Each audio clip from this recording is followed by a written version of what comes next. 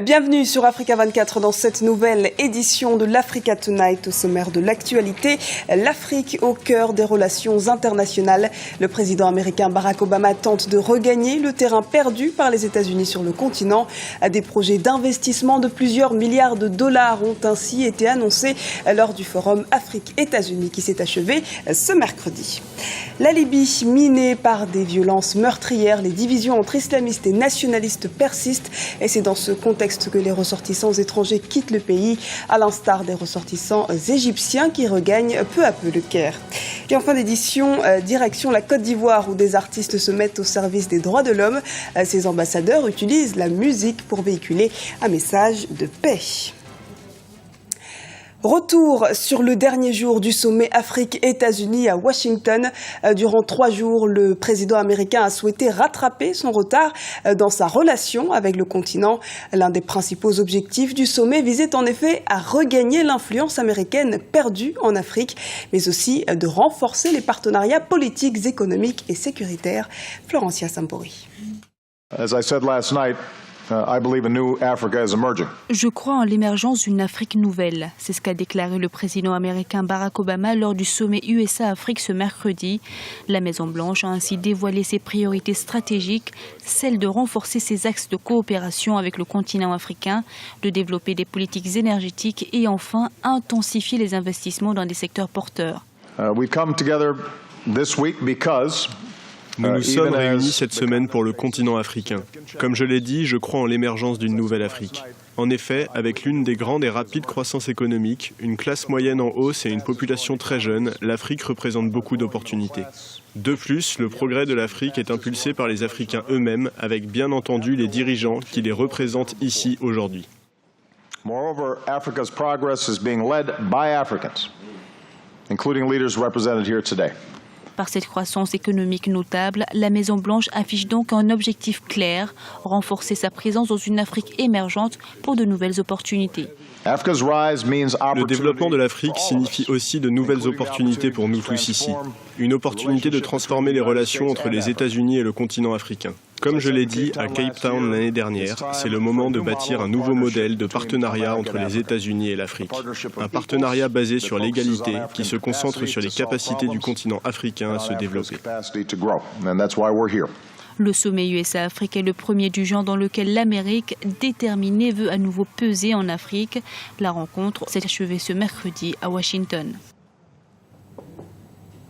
Et peu avant l'ouverture de ce sommet des chefs d'État Afrique-États-Unis, Lazare Essimé Meignier, ministre camerounais de l'Agriculture, a justement évoqué les attentes de la délégation camerounaise et par-delà celles des Africains participant au sommet. On l'écoute.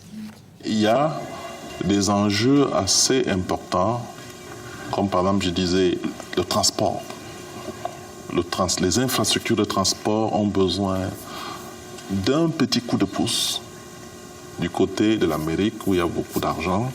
Je sais que le gouvernement américain est très endetté, mais n'empêche qu'il y a toujours beaucoup de dollars qui circulent.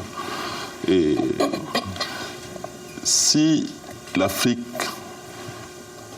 peut devenir un vrai marché, je crois que la croissance va devenir quelque chose d'assez inclusif pour les uns et les autres. Je crois qu'il faut qu'on devienne mature. Il faut grandir ensemble. Nous avons besoin que les choses se fassent chez nous sans se cacher le visage. La Côte d'Ivoire s'apprête à célébrer les 54 ans de son accession à l'indépendance le 7 août prochain. Une célébration qui intervient à 14 mois de l'élection présidentielle très attendue par la population. C'est ainsi l'occasion de dresser les prémices des enjeux de la prochaine échéance électorale, mais aussi de réaffirmer les ambitions économiques du pays. Fanny Mounichi. Comment se porte la Côte d'Ivoire 54 ans après son indépendance ? Sur le plan économique, le pays, à l'instar de nombreux États africains, vise l'émergence à l'horizon 2020. Mais force est de constater que près de 90% de l'activité économique ivoirienne est dominée par le secteur informel. S'ajoute à cela une jeunesse qui reste frappée de plein fouet par le chômage et la pauvreté. Les autorités demeurent, cela dit, optimistes. Nous sommes convaincus que ce retard sera rattrapé pour que la population active, les artisans, les commerçants, les petits métiers puissent effectivement être lancés dans la dynamique de la relance économique. Et avec déjà les richesses que la Côte d'Ivoire dispose, la Côte d'Ivoire, avec les mesures macroéconomiques déjà lancées, la Côte d'Ivoire pourra bien entendu être un pays de grande stabilité économique. Sur le plan politique, la prochaine échéance électorale d'octobre 2015 cristallise l'actualité. Une présidentielle aux multiples enjeux, comme nous l'explique Sidiki Konaté, député et ancien ministre ivoirien. Les enjeux, c'est la consolidation de la démocratie. Nous avons eu une élection démocratique en 2010. Il y a eu une crise à l'issue de cette élection.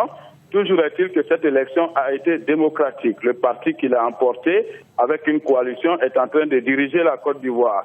En 2015, il s'agit bien entendu de consolider ce élan démocratique où, ouvertement dans la transparence, dans la crédibilité, tous les acteurs iront à cette élection. La relance économique semble en bonne voie. Le Premier ministre ivoirien Daniel Kablandankan a annoncé le 30 juillet dernier que le taux de croissance de la Côte d'Ivoire en 2014 sera à 2 chiffres.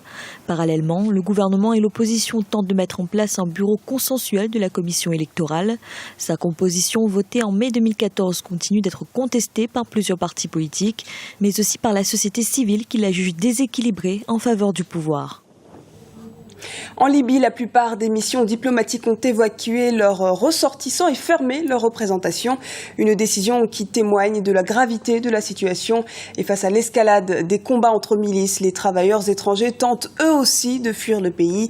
Parmi eux, de nombreux Égyptiens qui, après avoir été bloqués pendant plusieurs jours à la frontière tunisienne, ont regagné le Caire ce mardi. Un grand soulagement pour le ministre égyptien des Affaires étrangères, Sama Soukri.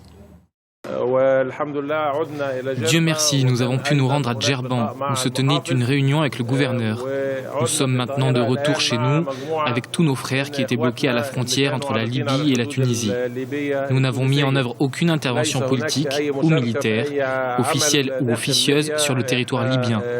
Nous soutenons le chantier politique auquel doit s'attaquer le nouveau Parlement du pays, mais nous sommes évidemment concernés par le bien-être des ressortissants égyptiens en Libye.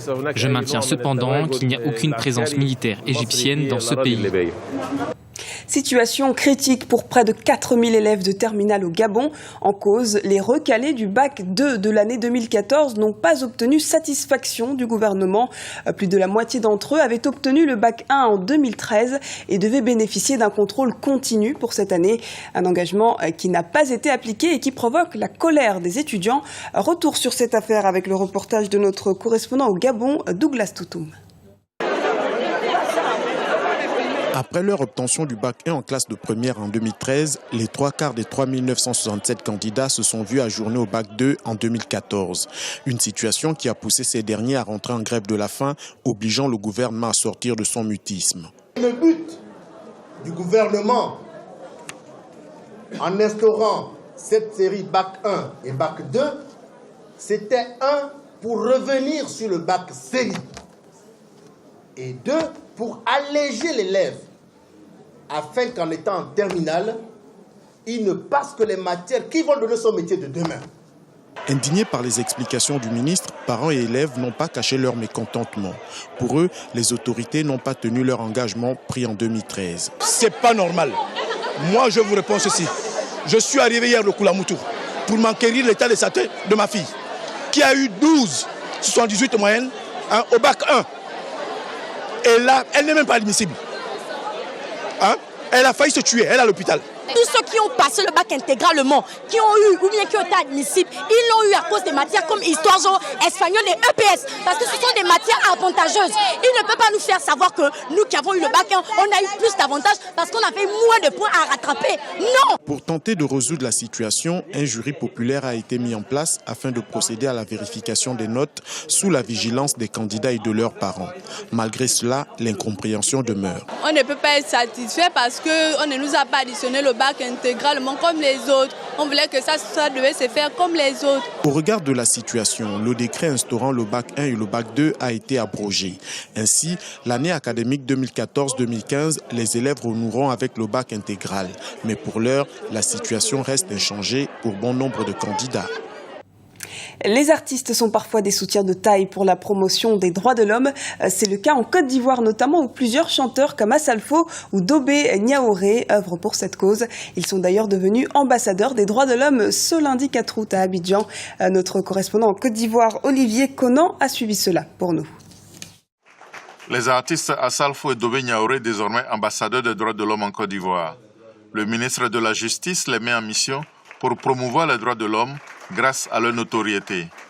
Assalfo, leader du groupe Magic System, et la chanteuse et musicienne Dobé Niaouré se sont engagés à mériter cette marque de confiance au bénéfice des plus vulnérables. Porter la voix des femmes battues est l'objectif de Dobé Niaouré. J'ai envie de, par mon engagement ou par ma musique, faire en sorte que ces femmes-là trouvent une certaine dignité. C'est pas qu'en Côte d'Ivoire, comme on disait, c'est l'Afrique tout entière. J'ai eu la chance de voyager un peu partout. Donc j'ai vu que tous les problèmes qui touchent la Côte d'Ivoire touchent aussi le Rwanda ou le Mali. Donc je vais continuer mon combat comme j'ai toujours fait. J'ai pas envie de dire des grands mots parce que pour moi, parler, il faut agir. Même credo pour Assalfo, les artistes doivent utiliser leur rapport privilégié avec le public pour rendre le monde meilleur. Cela s'est vérifié au Libéria pendant la guerre civile. Des jeunes ayant violé le couvre-feu ont eu la vie sauve grâce à une chanson. L'ordre a été intimé de les descendre de la voiture, de les faire sortir de la voiture et de les abattre. Et en ouvrant la voiture pour les sortir de là, il y a le titre No Woman No Cry de Bob Marley qui jouait. Et là, ça a interpellé le chef qui tenait le barrage militaire, qui a demandé si ils aimaient Bob Marley comme lui. Et ils ont répondu oui, que c'est leur artiste préféré. Il leur a dit, vous avez la vie sauve parce que nous aimons le même artiste. Pour dire qu'un artiste, même de sa tombe, peut sauver des vies. Dobé Niaouré et Assalfo vont faire de la Charte des droits de l'homme le moteur de leur action dans leur nouveau rôle d'ambassadeur. Assalfo est déjà ambassadeur de l'UNESCO pour l'alphabétisation. Il a produit une chanson avec d'autres artistes en faveur de l'éducation des enfants en Afrique. Et c'est la fin de cette édition. Merci de nous avoir suivis. Retrouvez dans un instant une nouvelle édition de l'Africa Tonight sur Africa 24.